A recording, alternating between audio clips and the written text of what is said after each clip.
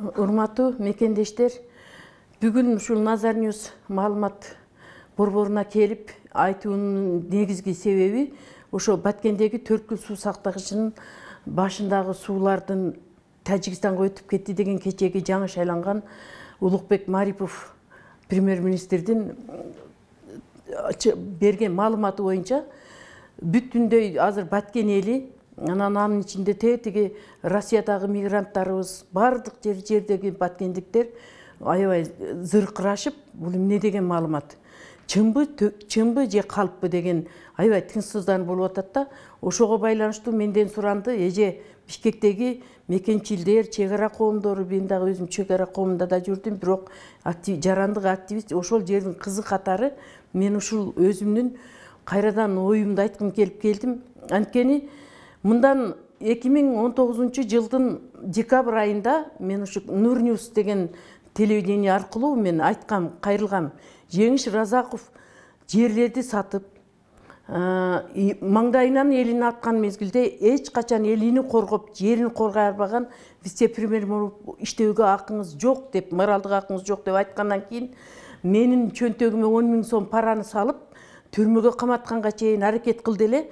Бирок мына калк кайса калп айтпайт дегендей, ошол чындык бар окшойт. Эл жөнүнөн жөн. Бирок азыркы биздин премьер-министрибиз Улукбек Марипов дагы бир негизи бар үчүн айтты деп ойлойм. Ошо Кыргызстандын экинчи жүзү болуп турган ошо премьер-министр өзүнүн бир азыр талап кылабыз, барып туруп, чыгып туруп, элге айтсын. Элге аянтка дагы барганы жатабыз, элге айтабы, же болбосо эл дагы кандай талап кылат? Бүтүндөй массалык маалымат каражаттары аркылуу сиз кайсыл чындыкка таянып айттыңыз? Жооп бериңиз. Болуп бол электе сессияда айтып, бүтүндөй бүт Кыргызстандын эли солк этип турган мезгили. Кайсыл аргумент бар, кайсы факты бар?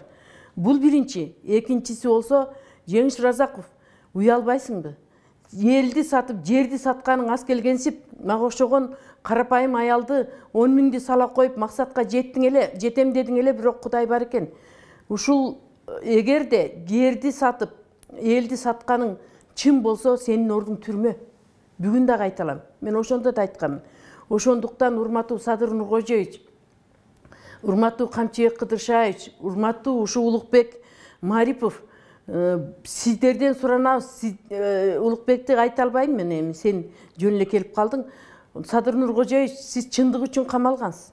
Камчыбек, сиз дагы чындык үчүн камалгансыз. Адилеттик орнотобуз деп, эл, карапайым эл сиздерден азыр үмүтү зор. Ушул премьер-министрдин айткан далили чынбы, калппы, бүгүннөн баштап айтсын. Кайсы негизде айтты? Ошондуктан чындыкты чыгарат деген үмүт, элдин үмүтүн суутпай, ушуга окшогон эгерде жалган болсо, бул Улукбек Мариповдун бир күн да иштешке акысы жок. Чын болсо, ошонун ким сатып, кимдин мезгилинде кол коюлуп өтүп кеткенини далилдеп түрмөгө отургузушун талап кылабыз. Рахмат, эме боюнча суроо берип алайынчы. Негизи сиз айтып атпайсызбы, мен буга чейин Жеңиш Разаков чөнтөгүмө акча салдырды, ошону кыскача айтып кетсеңизчи. Менин чөнтөгүмө акча салганынын негизи ошондо айткам да, мен декабрь айы болчу, ушул как раз 2019 жылдын декабрь айында бул жерде ёлка курулат. Анан мен дайыма ал жактын эли менен байланышта болом да, мага эжелер чалып аткан. Бизди күн сайын эле тажиктер таш менен уруп, тийишип жатат деп. Анан мен ошол жерде, анан ошол жактан менин координаторум Алмаз Шарапов деген келет, Баткен согушунун ардегери. Анан мен андан сурасам, чын эле дейт. Анан биз барып, ошо Nur News'тан анан мен ушинтип айтам. Жеңиш Разаков, сенин моралдык укугуң жок, вице-премьер-министр болуп иштегенге деп аябай ачуу катуу айттым. Анан бул болсо мени андан кийин айтканымдан кийин эми азыр маалымат күчтүү мезгил. Анан аябай мага куда түштү. Аны айтты, эжем мени мактап койсун, телевизордон чыгып, мен акчасын берейин, 2000 долларлап берейин деди. Мен айттым, айтып келгендерге, мен 2000 долларга сатылсам, мен ыргалай болбойт болчумун. Мен 1 сом албайм. Мен бүгүн Жеңиш Разаковду моралдык укугуң жок деп эртеси күнү мактай албайм. Мен 200 эмесмин. Мен талап кылдымбы? Кудайым акырына чейин талап кылам деп, анан биз ошондо комиссия түзөбүз. Көз карандысыз комиссияны түзүп берип калды. Кудай жалгап, Замир Аскаров ошол мезгилдеги вице-премьер-министр. Анан ошо соттордон адилеттик таппаган жарандарга биз чүй дегенден эле ал токтомду, өкмөттүн токтомун алып туруп анан кийин Баткенге жөнөдүк. Ошол идеянын автору Жумадылова Светлана Калиевнаны алып, бир машинени жалдап, барып, аябай кыйналдык. Айыптан былтыр 2 февралда кыш катуу, суукта араң акча таап барып, биз анан чек арага бардык. Ошол жерге баргандан кийин максаттан кабар алып кетейин. Ошо мен чындыкты билгим келди да, айтып алганмын. Анан чындыкты билейин деп максатка барган жерибизде, анан ошол жерде дагы мага чалышты. Жеңиш Разаков сизди издеп атат деп. Неге дейткенде, анан мага телефонун берди. Мен анан Баткенге келдик. Баткенге келгенде анан сүйлөштүк. Эже, сиз каяктасыз? Мен азыр Баткендемин. Мен анан Ошко кетебиз десем, ошол бир жери ушу Светлана Калиевна мына жери туура эмес болуп калыптыр десе, эми баягы ушунча кыйналып түздүргөн комиссиябыз туура болсу, тууралап жаздырайын деп анан мен аябай күтүп отурдум. Ал Светлана Калиевнаны рентгенге тарттырдык. Акчабыз жок, бул жактан рентгенге тартар. Ошо Баткен алар келгичекте отурсам, 2 бала келип калды. Ыргалай Асатовна, сизби? Ооба, менмин. Сизге Жеңиш Парпиевич чай алып бер деп койду. Ой, мага эмнеге чай алып бересиңер? Мен киммин? Мени ушунча келипсиз чай ичсин деп атат дейт. Мен оюмда эч нерсе жок. Мен чай ичпейм дедим, азыр убагым жок десем, жок эми деп эле анан чыгып кетишти. Кайра бир канча убакыттан кийин анан эже Өрүкзар деген кафеге келиңиз дейт. Анан мен айттым, эмнеге барам десем, иниңиз бир кагаз берип жиберем дейт. Мен эми иним бүт эле инилерим да.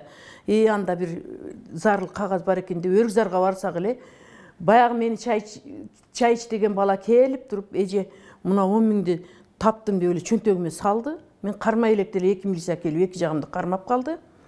Анан ошол көрсө ал пара деген деп жазылып атайын мага салынган подстава экен да. Мен муну менен эмнени айтам? 1000 караласаң дагы, 1000 караны жабам десең дагы Алла хак. Алла актап алды.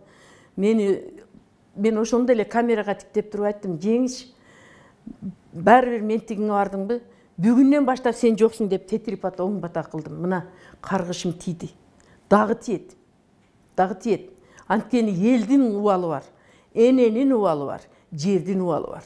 Өзүң баткендик болуп туруп, Баткен элиге чыккынчылык кылсаң Кудай бар. Бүгүн мына жооп берчү мезгил келди. Бүгүндөн баштап мына ушунча миңдеген жарандар кыйналып, тынчсызданып, мигрантта жергиликтүү элде бул жакта бардык Кыргызстандын эли бүтүндөй тынчсызданып жатат. Ошондуктан кайрадан кайрылып айтам, бүгүндөн баштап Жеңиш Разаков эгерде ошол жерди саткан болсо, орду түрмөдө. Андан башка айтарым жок.